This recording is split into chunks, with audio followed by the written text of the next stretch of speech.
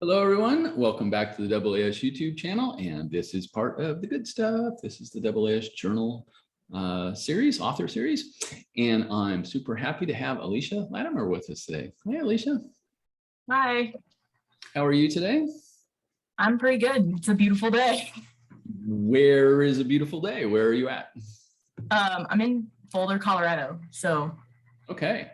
We're definitely well past equinox. So is there snow on the ground yet in Boulder? Not snow, but like fall is definitely here. And there's definitely snow in the mountains, just not down the Front Range yet. So anyway, Boulder's kind of in a little bit of, it's on the prairie foothills, you're starting to do a little climb there. So the trees are turning colors? Oh yeah. There's a lot of like, I keep seeing articles of like where to go for leaf spotting and to see all of the leaves changing. And it's beautiful. Leaf spotting. And speaking of leaves, you've got something over your shoulder there. What is that? A ficus? What is that? It's actually a rose bush. Rose bush. All right. Cool. What kind of rose? It's an enchanted peace, which is a hybrid tea rose. Cool. Very nice. Very nice. Because I don't have room for an actual garden, so it's in a big pot. Yeah, have to do. And you get flowers off it at some point. In fact, I think I see some there. There's a few. Yeah, no, it blooms fairly regularly, which is shocking. Yeah, it's great. Very cool. And what is your position there in Boulder, Aylecia? So I'm a fifth-year graduate student in our astrophysical and planetary sciences department. Cool. And so when do you finish up? Probably within the next like year and a half-ish. I'm aiming for spring, summer 2023. Cool. It's still a little bit up in the air, but that's the goal. Okay. Well, I look forward to calling you Dr. Lattimer at some point there. So very cool. That'll be awesome. So Aylecia, what do you like to do for research? So I really enjoy the coding aspect of it, especially sort of that stage like right before you start typing up the draft of the paper where you're like starting to actually visualize all of the results and things. So like making all the plots and the figures and things I really enjoy. But I also just enjoy the coding aspect of, reading in the data and writing the code for it. Mm-hmm. And what topics do you like to research? So I started out in massive stars, which is what we're talking about today. And then I sort of like to go up from there. So I'm also interested in galactic scale and AGN, that kind of thing. And then, every once in a while I dabble in like some planetary stuff just to make sure I'm well-rounded. There we go. Theorist? Yeah, definitely. I'm gonna say. Awesome. And that is going to bring us to this very lovely APJ article, an updated formalism for line-driven radiative acceleration and implications for stellar mass loss. And Aylecia, take us away. Okay, so like the title says, this was really meant to be sort of an updated version of some papers that I have read before and that are like pretty seminal in the community. So especially the Castor, Abbott, and Klein paper from 1975, I believe. Yep. When we're trying to characterize the strength of the winds that come off of these like really massive stars. And so it's really important that we categorize every spectral line that is possible to really get as much of this radiation pressure as possible. So if you scroll down to like equation 1 or so. Sure. Let's take a look. Dimensionless line strengths. Here we go. Yeah. Yep. Radiative acceleration. Show how important it is that we encompass all of the opacity in these lines and as many lines as possible, because those electrons or the photons from the star are going to be incident on every line in the material around the star.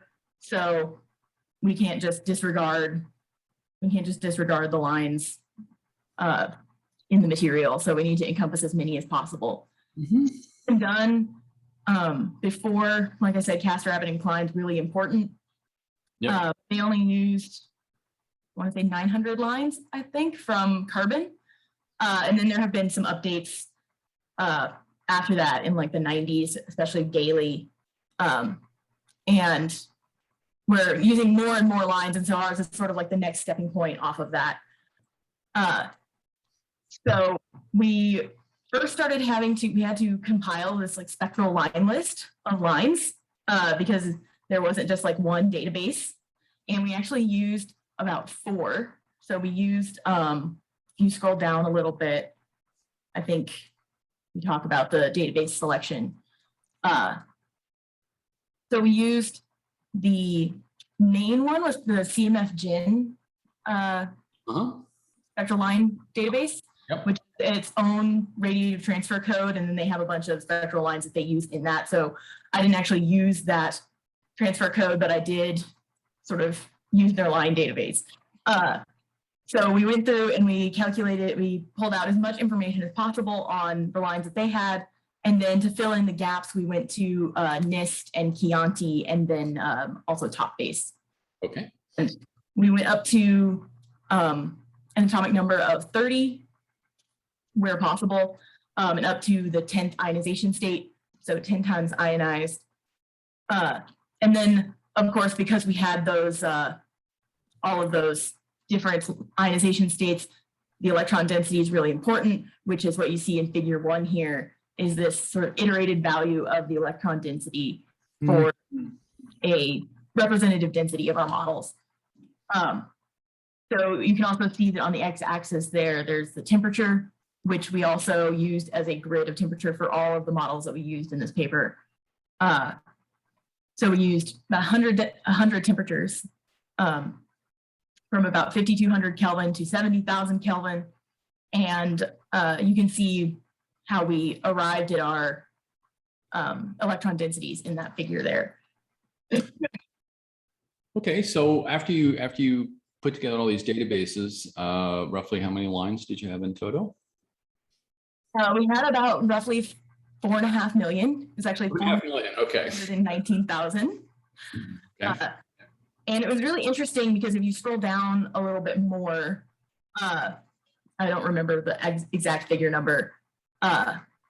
We did actually, so if we take a stop at figure 2 there, that's the ionization fraction that we calculated of which, like how many, what the fraction of the ions in that ionization state is compared to the entire element. So the number of ions to element. And that's specifically for oxygen, but we did that for every element that we used. And this is sort of like a representative version of that. And then so this would be for a pure oxygen composition, right? Yes, exactly. So this is just the ionization fraction of oxygen, and each ion there is labeled on the curve to show what the curve of that ionization fraction looks like. So when we were calculating this, we were like, you better top out at 1, and it did. So yay. It's always good. So we had a lot of different ions, a lot of different lines, and there was this sort of curious thing in some of the databases, especially I believe it was the CMF-GIN database and the Chianti database, where they marked these theoretical lines. Okay.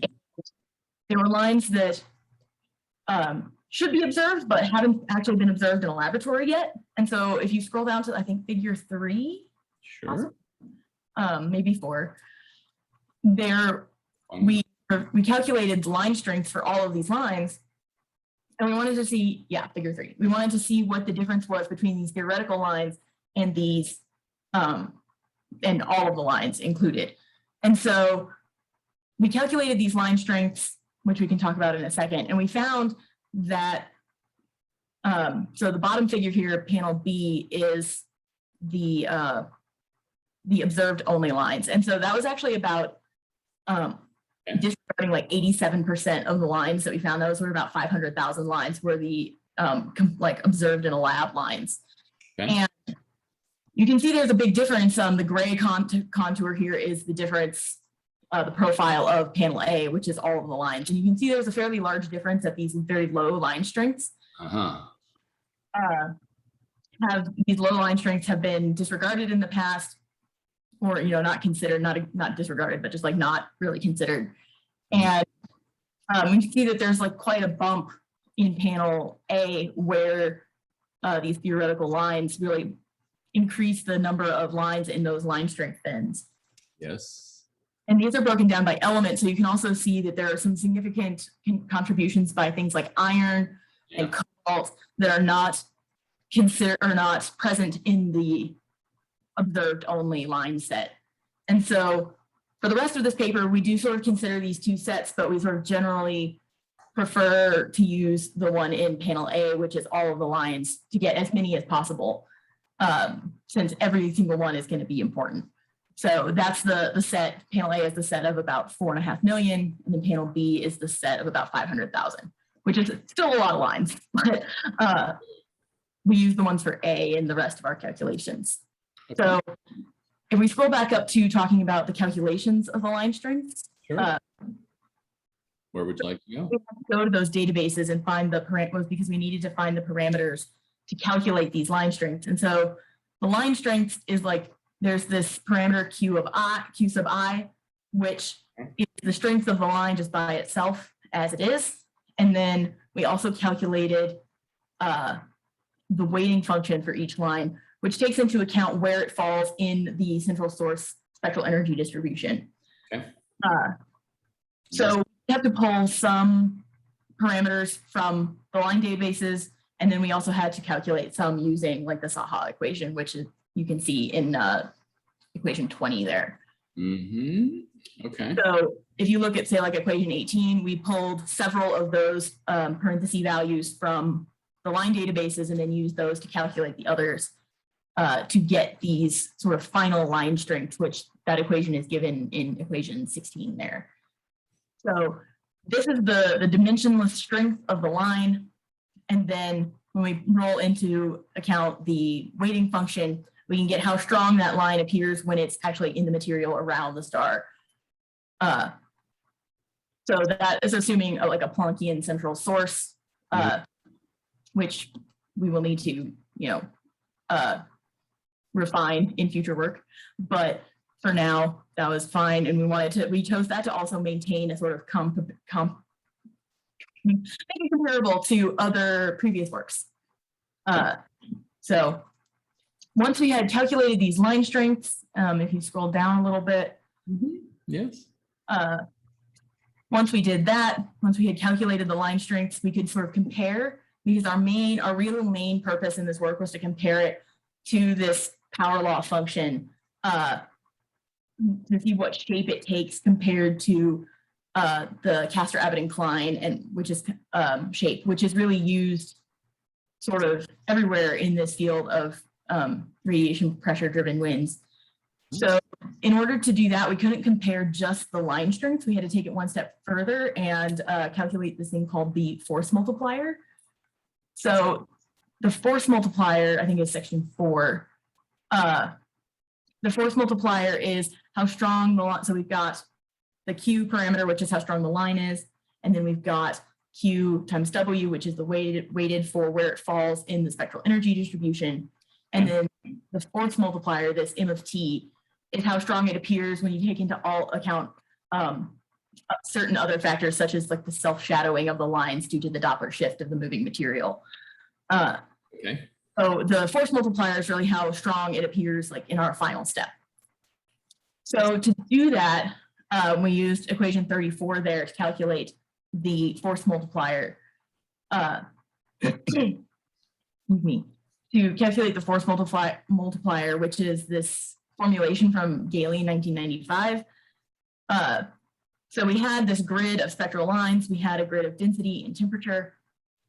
And instead of just assuming a form, like the power law form, which is that CAK version of the sort of general form that it can take, we wanted to see what form does it look like when we just calculate it for each point discretely, as opposed to as a function. Okay. Okay. And so you can see down at the bottom there, equation 36 is that Castor-Abbott incline power law, which the parameters K and alpha are the slope and the parameters that really correspond to what characterizes that power law. And so we wanted to see what it looks like when we just calculate it from our grid of lines, and then what does it look like when we compare that to the Castor-Abbott and Klein version. And I think the next figure, we did find that there is a bit of a difference. So figure four. I think figure 4, yeah. 4? Yeah, there we go. Okay. So this has the, again, that subset of all lines and then just the observed lines. Ooh. And we find that instead of it being just a straight power law, we find that there's this really distinct turnover to a flat value at differing values of T, which is a dimensionless optical depth parameter. So 0 would be the photosphere of the star, and then going out radially from that. Yep. Okay. So we find that there's this really sometimes sharp, sometimes not very sharp turnover to this flat value, which is actually the sum over all of these line strengths. So that Q times W, the line strength times the weighting function. That flat value is actually the sum over all of those for the 4.5 million or 500,000 lines. Okay. And this figure really drove home to us that considering all of these lines is really important, and also that considering these very low optical depth T values is really important, because we have found that in other works where this similar sort of formula has been considered, that the power law slopes tend to be a little shallower. And if there were, you can see that there are, as you're highlighting here, that there are different values of that turnover. And so if those other works are considering portions of that flat curve, that's going to drastically change the slope of the power law section. So we do find that there is a power law section, but then it has this really flat turnover, which is really important. Right. For that, we wanted to see how that was going to affect other parameters. But first, we wanted to make sure that everything was still okay and that we were, still on track to, our values were still jiving with everything else and other previous works. So if you scroll down a little bit, we have some comparisons to other works, namely like the Castor-Abbott and Klein, and then some other works like Gailey. So figure 5 here is the sort of calculated ratio of all of the lines versus the observed only lines. So this is a sort of divided out contour plot of those 4 plots that we just saw in the big figure in figure 4. So this shows us that those match really well for high values of temperature and for low values of density, but then for pretty much everything else, they don't match as well. Or no, sorry, opposite. They don't match well for high density or for low density and high temperature, but they do match well for low temperature and low density. This out here. So this is the region. Yeah, so they match better in the lighter regions than in the darker regions. Right. Yeah. Okay. Yes, I'm with you. So this is showing us how different those 2 sets of lines can be when we calculate that force multiplier. And so from this point on, for the sake of completeness and just to include as many lines as possible, we sort of disregard the observed only set and take just the full line list that we used. Okay. So if you sort of slide over to figure 6, so this is a comparison of that Q bar parameter, which is that sum over all of the weighted line strengths. Yes. So the flat value that we get in that turnover that we saw in figure 4. Okay. So we did this to compare and make sure that we were not just wildly off of where we would expect this to be. So we compared it to namely Gailey and then also Pools et al. From 2000. And we find that there's a fairly good agreement for most densities in our middle range of our temperature. So we went pretty high on the temperature range and pretty low. So we did go past the temperature ranges used in those previous works. So we would expect them to vary quite significantly, especially down there, at the very low temperatures. So we found that they did agree fairly well for the densities in our, or the temperatures in our temperature range for most densities. And so that was sort of a good check that everything was working as we wanted it to be. Okay. So you can see there's like a few, like our lowest temperature one there that we're comparing to is log T of 4. So past that, it was sort of there wasn't much to compare to, but we would expect that to vary as it does. So, Sure. and for, yeah, so then we also compared that K and alpha parameter from the Castor-Abbott and Klein power law. Okay. We fit the power law to just the power law section of our M of T. So Okay. just that like sloped version or sloped portion of our curves. To see what those slopes were and if those also, were making sense with what we would expect if we were only considering the power law. And yeah, so that would be figure 7. Yeah. So we found that also, again, there's obviously a very large spread here, especially in K over density. But we did find that for the papers that we compared to, the previous work that we compared to, we did find a fairly good agreement. Getting less good as you go into more extreme densities. And these papers all used different densities, different calculations. So we wouldn't expect them to match exactly. But again, this was sort of a check of, are things making sense? And so we did find that they fit fairly well. They agree fairly well with each other. And then if you slide over to figure 8, that is where we fit a function to this turnover of our calculated force multipliers. Okay. Panel A is our calculated force multiplier with no function fit to it, and then B is the function that we fit to it, which was actually a saturated power law, so that at the high end of T, it would reduce to this CAK power law form. And then in the flat, when it would turn over also at very low T to this flat saturated value. So these fits were an analytical model? Yeah, so we ran this through a Levenberg-Marquardt fitting program. And I believe if you zoom out, the equation that we use, I think is on this page. I can't remember the number. Okay, we can find it here. I think I saw Levenberg-Marquardt farther up. There we go. 37. Yeah, so it's this least squares fitting method to fit a function to this. Yeah, there we go. So this was the general form that we used. So we didn't have to do some tinkering to actually come to a form that would, have this shape.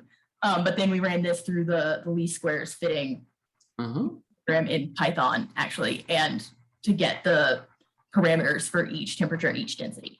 Okay.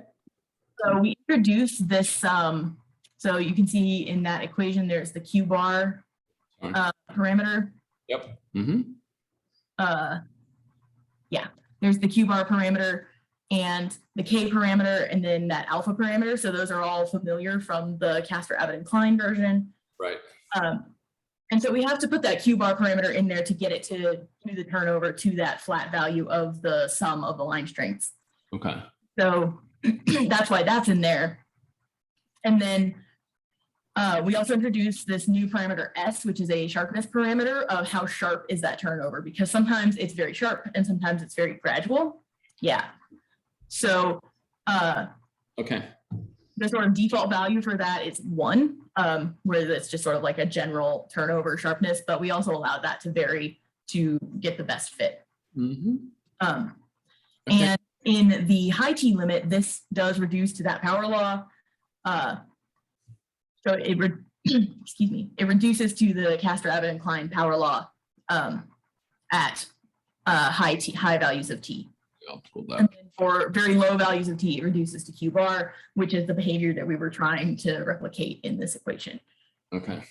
Okay. So we now have we have these two versions of the force multiplier. We've got our more complicated saturated power law, and then just the regular Castor-Abbott and Klein power law that's been used for years.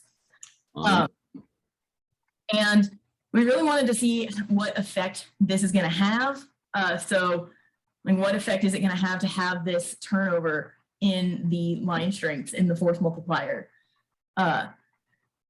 So to do that, we decided to calculate the mass loss rates that would result from both of these, because this is a wind being driven out from a star, and if that wind is strong enough, it's going to drive mass loss. Yeah. So, yeah. So in section 5 here, we do the mass loss estimates for those massive stars, and the math for this is really complicated, so I'm not going to go into it too much. But we do first calculate the mass loss for just the power law, and then for the saturated power law. And if you scroll down to the next figure, this is actually not the mass loss, but this is the contour plots of the different parameters for our saturated power law. So you can see sort of how they vary. And this black line, the solid black line through those plots, is the CAK critical point, which is the critical point of the wind as calculated in Castor Abbott incline. Yes. Yes. Okay. And then the dashed line is the iron 2 or the iron 3, iron 4 recombination rate, or recombination point. Okay. Which is for other types of stars and their mass loss. So figure really shows the different how those parameters differ in that saturated power law. Yes. So when we're calculating the mass loss rates, so we calculate the mass loss rates of the Castor Abbott incline power law, and then for our saturated power law. And I think if you scroll down to the next figure, there should be an example of this. This is an evolution of the parameter. Yeah, next figure. Yeah, there we go. So to do this, we had to first assume like some stellar parameters, because the mass loss rates are not only dependent on just the line strengths, they're also dependent on what kind of star you have. Right. So we used these main sequence stellar parameters from Kikout and Mamajek from 2013, which is available on their website. And we used those to sort of calculate best fit for the luminosity and the mass of the stars that we were considering. Okay. So we did sort of disregard the lower temperature end of the main sequence here, because that really affected the slopes of the power laws, and we're only really considering hot stars. So we only considered for our temperature range these fit parameters here. And so figure 12 here is a sort of preliminary comparison of the mass loss rates that we calculate from our version of this power law, this saturated power law, and then the just regular power law. And this is for a sort of representative alpha and a representative K. So we've got a slope of about 0.7 here, K of 0.5, and a sort of general Q bar, which is that, again, that sum over the line strengths. And so the red dashed line here is the just straight power law version, which is, as we would expect, a power law here too. Yep. And then we see that there's a steep drop off in our version between a log temperature of 4 and 4.2, which was really interesting and very exciting, because it was different than the power law that we saw from the Castor Abbott incline version. Right. Well, this corresponds to the asymptoting of the curves. Yes. Yes, exactly. Low density or low optical depth.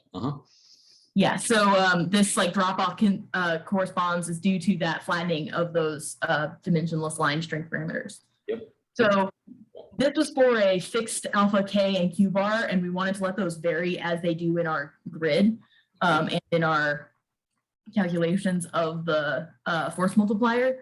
I believe that is not the next figure, but the next large figure. 14. So figure 14, I believe. Yes. So this is really like the main figure in this paper, where we compare by order of magnitude for density of these mass loss rates. And so each plot is 2 densities by order of magnitude, which you can see on the color bar there. And then we compare the mass loss rates of the power law to our saturated power law. And we consistently find that there is this drop off in mass loss rate for the saturated power law than for the Castor-Abbott and Klein version. Right. So if we're letting the values of those, like the K, the alpha, the Q bar, the S parameter in the case of the saturated power law, we're allowing all of those to vary as they do from our calculations. But instead of like a set grid, it's what we have fit to our calculated force multipliers. Okay. And the red dashed line is m dot max. Yeah, so the red dashed line is the photon tiring limit, which is the maximum mass loss rate. Okay. And we find that especially like at the high temperatures, you can see we have, when we were calculating the mass loss rates, we disregarded as unphysical anything where the Eddington limit was over the Eddington limit. And you can see that that usually intersects with where the photon tiring limit is, especially for the upper half of the plot. Yes. Yes. For example, here. And then the lower right-hand plot, the black dashed line, is for the critical point density, which is not a fixed density, but rather varies a little bit. So that's the density as calculated along that dashed line that we saw earlier in the contour plots. Okay, I'm with you. Which is the critical point of the wind. Okay. So we found this like really interesting quenching of this wind, or of the mass loss rate, excuse me, or that's due to this turnover in the dimensionless line strength, which goes all the way back to having the line strengths as many lines as possible and including those lower line strength lines. Because it's possible that this drop off was always there and we just didn't see it because we weren't considering the low enough optical depth parameters. Okay. So it's very interesting, I think, and that we see this drop off, and this is actually one of our we propose in the discussion that this might be one of the sort of solutions, or at least have something to do with what's called the weak wind problem, which is where empirically derived mass loss rates don't match with what we predict. And so we do actually see that like this drop off occurs about where that is observed in observations of mass loss rates. Okay. So that's pretty exciting, at least it was for me. Yeah, absolutely. Very cool. So that's really like the main result of this paper is this like quenching of the wind, because as this mass loss drops off, the wind is quenched because you can see that these solid curves here end. They seem to sort of just like get chopped off. Yeah. And because that's the point at which the next calculated mass loss rate was 0. And this is a log-log plot, so it didn't work very well. But so that's the point at which the mass loss rate of the wind drops off all the way to 0, which would correspond to that quenching of the wind. Yep. Yep. Very cool. Very cool. All right. Oops, that's a little too much there. Very nice. And up a little bit with database selection on specific lines and the appendices, and there we go. Oh yeah, in case anyone wants the full breakdown of which ions had the most lines, that's all in table 1 there. Is every ion that we used has a number of lines associated with it. Okay. Okay. Very nice. All right. Aylecia, thank you so much for walking us through your very lovely article. Of course, happy to do it. Let's see. So you touched on a little bit as you walked through some stuff. So let me bring that a little bit to the forefront. So where do we go from here, given the published article? Are there additional more nuanced calculations that could be done? Let's say LTE versus non-LTE. Are there additional calculations that can be done? Are there additional observations that can be done of mass loss of stars to compare against this formalism, and just, where do we go, let's say, over the next couple of years? Yeah, so there are definitely like some refinements that need to be done in the assumptions we made here. So like you said, we assumed LTE, which is not a great assumption for massive stars. And so we do need to sort of revisit that as the ionization balance, definitely. And then